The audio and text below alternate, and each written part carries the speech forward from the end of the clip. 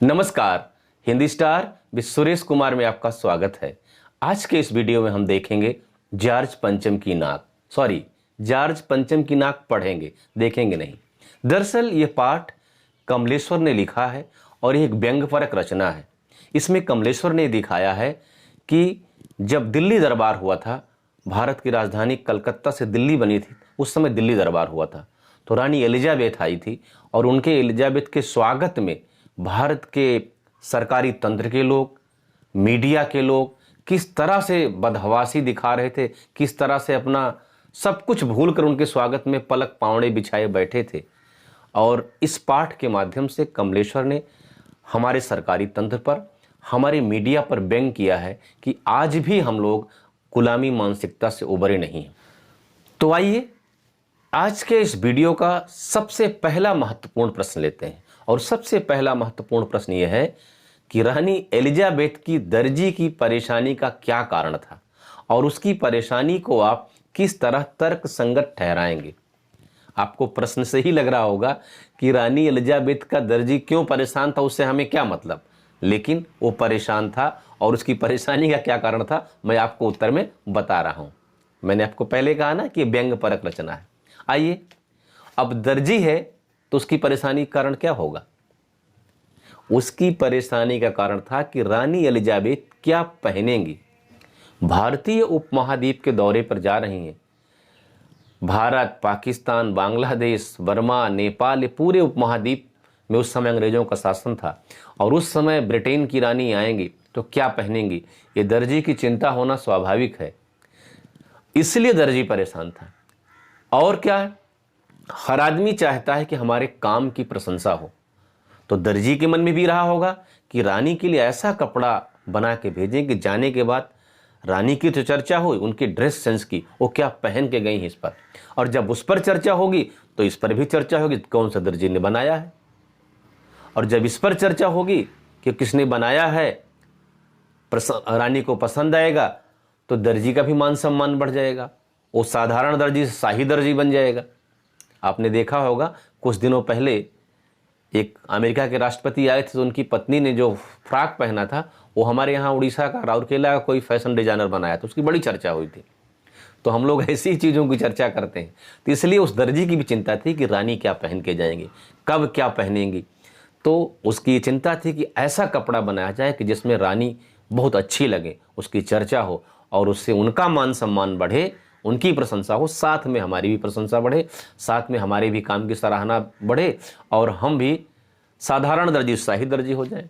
देखिए, इस धरती पर जो आता है सब अपने जुगाड़ में ही लगा रहता, तो दर्जी भी अपने जुगाड़ में था कि रानी की प्रशंसा हो तो हमारा भी काम बन जाए। तो ये हो गया इस प्रश्न का उत्तर। क्या है कि दर्जी को इस बात की चिंता थी कि रानी भारतीय उपमहाद्वीप के दौरे पर क्या पहनेंगी, जो पहनेंगे उसमें कैसे दिखेंगी, बेहतर से बेहतर दिखें ताकि हमारी सराहना हो, हमारे काम की प्रशंसा हो, तो हमारा भी कद पद और ओहदा बढ़े। रानी का तो बढ़े ही, हमारा भी बढ़े। ये इस प्रश्न का उत्तर हुआ। अगला प्रश्न है, सरकारी तंत्र में जॉर्ज पंचम की नाक लगाने के लिए जो बदहवासी दिखाई पड़ती है वो उनकी किस मानसिकता को दर्शाती है। इसका उत्तर का की पॉइंट क्या है, चापलूसीपूर्ण और गुलाम मानसिकता को दर्शाती है, गुलामी भरी मानसिकता को दर्शाती है। उत्तर कैसे लिखेंगे कि सरकारी तंत्र में जॉर्ज पंचम की नाक लगाने को लेकर के हमारे सरकारी तंत्र की, हमारे प्रचार तंत्र की चाटुकारितापूर्ण या चापलूसी भरी और गुलाम मानसिकता प्रदर्शित होती है। कैसे? उन्हें इस बात की चिंता नहीं है कि हमारे यहाँ का आम जनमानस कैसे है, उसका जीवन कैसे बीत रहा है। उन्हें इस बात की चिंता है कि जॉर्ज पंचम की नाक नहीं लगेगी तो क्या होगा। वो जॉर्ज पंचम की नाक में अपनी नाक देख रहे हैं, जॉर्ज पंचम की इज्जत में अपनी इज्जत देख रहे हैं। उन्हें इस बात की कतई फिक्र नहीं है कि हमारे यहाँ के आम जनमानस का क्या हाल होगा, आम व्यक्ति का क्या हाल होगा। उन्हें इस बात की फिक्र नहीं कि आम आदमी पर इस शासन तंत्र का क्या असर पड़ेगा। लगभग 75 साल हमें आज़ाद हुए हो गया और आज भी हम इस गुलाम मानसिकता से नहीं उबर पाए। और मुझे तो कभी कभी हंसी आती है जब आप साधारण स्थिति में होते हैं तो आप अपनी क्षेत्रीय भाषा का प्रयोग करते हैं, हिंदी, उड़िया, बंगला, असमिया। लेकिन जब आप किसी पर रौब जमाना होता है, गुस्से में होते हैं, तो अंग्रेजी बोलने लगते हैं। और तब मुझे ये लगता है कि आदमी अभी भी आज़ाद नहीं हुआ है, इसे मानसिक आज़ादी की ज़रूरत है, अभी भी ये गुलाम है। आप अंग्रेज़ी बोलें या कोई भी भाषा बोलें, कोई दिक्कत नहीं, लेकिन साधारण परिस्थितियों में बोले तो अच्छा लगता है। लेकिन गुस्सा दिखाने के लिए, रौब प्रकट करने के लिए अगर आप अंग्रेज़ी बोलते हैं तो इसका मतलब आपके मन के किसी कोने में वो अंग्रेज़ों के प्रति गुलामी भरी हुई है, उससे उबर नहीं पाए। अंग्रेज़ी सीखना पढ़ना कोई बुरी बात नहीं है, लेकिन रौब जमाने के लिए अंग्रेज़ी बोलना वो भी आपकी गुलाम मानसिकता को दर्शाता है। और यही इस प्रश्न में भी है कि हमारे सरकारी तंत्र को, हमारे प्रचार तंत्र को इस बात की चिंता है कि रानी एलिजाबेथ आएंगी और जॉर्ज पंचम की लाट पर नाक नहीं होगी तो हम सब की नाक कट जाएगी। उन्हें इस बात की चिंता नहीं है कि भारत का आम आदमी कैसा है, भारत के आम आदमी पर इन अंग्रेजों ने कितना अत्याचार ढाया है। अगला प्रश्न लेते हैं, नई दिल्ली में सब था, सिर्फ नाक नहीं थी। इस कथन के माध्यम से लेखक क्या कहना चाहता है या इस कथन में क्या व्यंग्य निहित है? अब इस प्रश्न का उत्तर देखिए। उत्तर क्या है? लेखक कह रहा है कि नई दिल्ली में सब कुछ था, जॉर्ज पंचम की लाट थी, रानी एलिजाबेथ आ रही हैं, उनके स्वागत की तैयारी हो रही, सब कुछ, सारी साज सजावट, दिल्ली को रंगा पोता गया है, नए नए रंग रोगन लगाए गए हैं, सड़कें साफ सुथरी हैं, चारों तरफ लाइट लगाई गई, सारी साज सज्जा है, सिर्फ नाक नहीं। इसका व्यंग्य ये है कि इतनी साज सज्जा होने के बावजूद, इतनी सारी व्यवस्था होने के बावजूद पूरा प्रशासनिक तंत्र, पूरा सरकारी अमला रानी एलिजाबेथ के स्वागत में लगा है, लेकिन ये सब होने के बावजूद भी सिर्फ एक चीज़ की कमी खल रही है कि जॉर्ज पंचम की लाट में नाक नहीं। और आप जानते होंगे नाक जो है इज्जत का प्रतीक होती है। अर्थात लेखक यहाँ ये कहना चाह रहा है कि तुम कितना भी ताना वाना बुन लो, कितना भी तामझाम फैला लो शासन तंत्र का, लेकिन भारतीय जनता के मन में, भारतीय जनमानस में जॉर्ज पंचम के प्रति, रानी एलिजाबेथ के प्रति इज्जत का भाव, सम्मान का भाव नहीं है। पहला अर्थ इसका यह हुआ कि नई दिल्ली में सब कुछ है लेकिन नाक नहीं, अर्थात भारतवासियों के मन में अंग्रेजों के प्रति, एलिजाबेथ के प्रति, जॉर्ज पंचम के प्रति इज्जत की भावना नहीं है। इसीलिए लेखक ने यहाँ पर कहा है कि नई दिल्ली में सब कुछ था लेकिन नाक नहीं थी, अर्थात भारतवासियों के मन में वो अपनी इज्जत नहीं बना पाए, उनके दिल में अपनी जगह नहीं बना पाए। अगला प्रश्न लेते हैं, देश के सभी छोटे बड़े महापुरुषों की नाकें जॉर्ज पंचम की नाक से बड़ी निकली। इस जटिल समस्या के समाधान के लिए मूर्तिकार ने क्या उपाय सुझाया और उसके उपाय से आप कहां तक सहमत हैं, अपने विचार स्पष्ट कीजिए। ये प्रश्न हुआ। उत्तर, अब उत्तर क्या है? उस मूर्तिकार को जब जॉर्ज पंचम की लाट में नाक लगाने की जिम्मेदारी दी गई तो पहले उसने फाइलें मंगवाई ये देखने के लिए कि कौन से पत्थर की मूर्ति बनी। वहाँ कुछ नहीं मिला, बोला हुजूर फाइलें सब हजम कर गई। फिर उसने पता लगाया कि लाइए, उनकी नाक का सैंपल लिया और देश के तमाम हिस्सों में घूमा जहां हमारे देश के तमाम स्वतंत्रता संग्राम सेनानी शहीद हुए थे और उनकी नाक से नाप लिया, पत्थर मिलाया तो सबकी नाक से जॉर्ज पंचम की नाक छोटी निकली। अर्थात यहाँ पर कमलेश्वर ये कहना चाह रहे हैं कि जो जॉर्ज पंचम की इज्जत हमारा सरकारी तंत्र भले करे, हमारा प्रचार तंत्र भले करे, लेकिन भारतीय जनमानस में उनकी तनिक भी इज्जत नहीं है। उनकी नाक हमारे किसी भी स्वतंत्रता संग्राम सेनानी से छोटी है, अर्थात उनकी इज्जत कम है जनमानस में। इसलिए इस व्यंग्य के माध्यम से कमलेश्वर ने दिखाना चाहा कि जब नापा मूर्तिकार ने तो जितने भी स्वतंत्रता संग्राम सेनानी हैं, जहां भी शहीद हुए देश के किसी भी कोने में, वो पूरे देश का भ्रमण किया और सबकी नाक जॉर्ज पंचम की नाक से बड़ी निकली।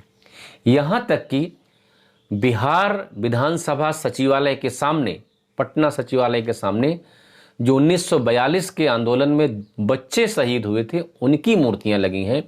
उनकी नाक से भी जॉर्ज पंचम की नाक छोटी निकली। अर्थात यहाँ पर लेखक ने दिखाना चाहा है कि भारतीय जनमानस में जॉर्ज पंचम की कोई इज्जत नहीं। जॉर्ज पंचम की नाक हमारे यहाँ के बच्चों की नाक से भी छोटी है, अर्थात उनकी इज्जत हमारे यहाँ के बच्चों से भी कम है। अब जब सबकी नाक से छोटी पड़ गई जॉर्ज पंचम की नाक, तो मूर्तिकार ने क्या उपाय सुझाया कि भाई जॉर्ज पंचम की मूर्ति बिना नाक की अच्छी तो लगेगी नहीं, और रानी एलिजाबेथ आएंगी और मूर्ति में नाक ना हो, अर्थात उनकी कोई इज्जत ना हो, तो ये भी ठीक नहीं है। तो उसने उपाय सुझाया कि किसी जिंदा व्यक्ति की ही नाक काट के लगा दी जाए, ताकि पता ना चले, बस किसी तरह काम हो जाए, नहीं तो बिना नाक के जॉर्ज पंचम की मूर्ति खराब लगेगी। अब यहां पर लेखक ने यह व्यंग करना चाहा है कि हमारे सरकारी तंत्र ने, सरकारी अमले ने आम जनमानस के हितों की बलि चढ़ा दी। किस लिए? अपने स्वार्थ के लिए, अपने थोड़े से लाभ के लिए, कुछ फायदे के लिए। और यह गलती हम भारतीय हमेशा करते रहे, अपने थोड़े स्वार्थ के लिए बिक जाते हैं।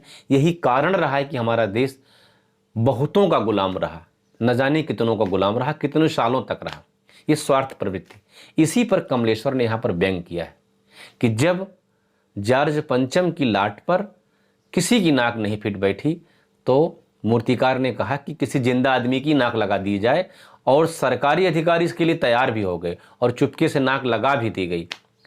यहाँ पर लेखक ने क्या दिखाना चाहा है कि आम आदमी की बलि दे दी गई रानी एलिजाबेथ के स्वागत में, जॉर्ज पंचम के सम्मान को बढ़ाने में। और यही तो हुआ है देश में, यही वो दिखाना चाह रहा है कि आम आदमी के हितों की बलि नहीं देनी चाहिए। ये हमारा सरकारी तंत्र, हमारा अमला करता है कभी कभी। इस पर तीखा व्यंग किया है किसने? कमलेश्वर ने। अगला प्रश्न है, जॉर्ज पंचम की लाट में पुनः नाक लगाने के लिए मूर्तिकार ने क्या क्या प्रयत्न किए या क्या क्या कोशिश की? उत्तर, जॉर्ज पंचम की लाट में नाक लगाने के लिए मूर्तिकार ने सबसे पहले पत्थर की किस्म पता लगाने की कोशिश की। फिर वो देश के तमाम हिस्सों में, देश के कोने कोने में जो हमारे तमाम स्वतंत्रता संग्राम सेनानियों के, तमाम महापुरुषों की मूर्तियां लगी हैं, उनकी नाक से जाकर के मिलाया, नाक से नाप लिया, लेकिन उनकी नाक बड़ी निकली, जॉर्ज पंचम की नाक छोटी निकली। फिर सन 42 में जो सचिवालय के सामने शहीद हुए बच्चों की मूर्ति है, बिहार सचिवालय के सामने शहीद हुए बच्चों की जो मूर्ति लगी है, उनकी नाक से मिलाया तो उनकी नाक से भी जॉर्ज पंचम की नाक छोटी निकली। अंत में थक हार कर उसने एक जिंदा व्यक्ति की ही नाक उनकी लाट पर लगा दिया, जो कि नहीं होना चाहिए। जे यहाँ पर लेखक ये दिखाना चाह रहा है कि जॉर्ज पंचम की भारत में तनिक भी इज्जत नहीं है, और हमारा सरकारी तंत्र फिर भी जॉर्ज पंचम के लिए, रानी एलिजाबेथ के लिए भारतीय जनता के हितों की बलि चढ़ा देता है। तभी तो कहा कि जिंदा व्यक्ति की ही नाक लगा दीजिए। सबकी नाक नापा, सबकी नाक से छोटी निकली, तो जिंदा व्यक्ति की नाक लगाने का प्रस्ताव रखा मूर्तिकार ने, और सब ने आंख बंद करके मान लिया। और ये हमारे सरकारी तंत्र के, हम लोगों की स्वार्थपरता को प्रदर्शित करता है कि हम अपने स्वार्थ के लिए अपनों की बलि कैसे चढ़ा देते हैं। अगला प्रश्न लेते हैं, और देखते ही देखते नई दिल्ली की काया पलट होने लगी। नई दिल्ली की काया पलट करने के लिए क्या क्या प्रयत्न किए गए होंगे? अब इस प्रश्न के उत्तर में आपको मैं एक सावधानी बरतने के लिए कहूँगा कि प्रश्न भविष्य काल में है, तो इसका उत्तर भी भविष्य काल में ही देंगे।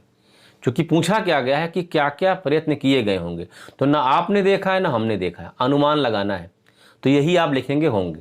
जैसे क्या होगा उत्तर, नई दिल्ली की काया पलट करने के लिए निम्नलिखित प्रयत्न किए गए होंगे। पहला, दिल्ली को सजाया गया होगा, पुरानी इमारतों की मरम्मत की गई होगी, रंगाई पुताई की गई होगी, हर जगह सजावट और बिजली की पर्याप्त व्यवस्था की गई होगी, रंग रोगन लगाया गया होगा, गरीबों को सड़क के किनारे से हटाया गया होगा, नहीं तो सौंदर्य में बाधा उत्पन्न होगी, और सड़कों को धुला गया होगा, साफ सुथरे फूल वगैरह सजाए गए होंगे। तो ये आप स्वतंत्र हैं लिखने के लिए। सजावट के लिए क्या करना चाहिए वो सब आप आराम से लिख सकते हैं। 7-8 पॉइंट मैंने बता दिया। ये इस प्रश्न का उत्तर है। हाँ, ये प्रश्न इंपॉर्टेंट है, उत्तर आसान है, तो इसको बस लिखने का तरीका यही कि 7-8 बिंदु जो है आप भविष्य काल में लिखें। किए गए होंगे, हुआ होगा। किया गया है या किया गया था मत लिखिएगा। किए गए होंगे, सजाया गया होगा, रंगा गया होगा, इस तरह के वाक्य का प्रयोग कीजिएगा। स्वतंत्र है और भी लिख सकते हैं। मैंने 7-8 बिंदु आपको बता दिया। चैनल पर नए आए हों तो सब्सक्राइब कर दीजिएगा। वीडियो अच्छा लगा हो तो लाइक कर दीजिएगा। कुछ सुझाव देना चाहते हैं या हमारा हौसला बढ़ाना चाहते हैं तो कमेंट जरूर कीजिएगा। दोस्तों को शेयर कीजिएगा और ऐसा करके आप हिंदी के प्रचार प्रसार में हमारा सहयोग देते हैं, राष्ट्र निर्माण में हमारा योगदान देते हैं। मिलते हैं अगले वीडियो में कुछ और नए महत्वपूर्ण प्रश्नों को लेकर के। तब तक के लिए जय हिंद, वंदे मातरम।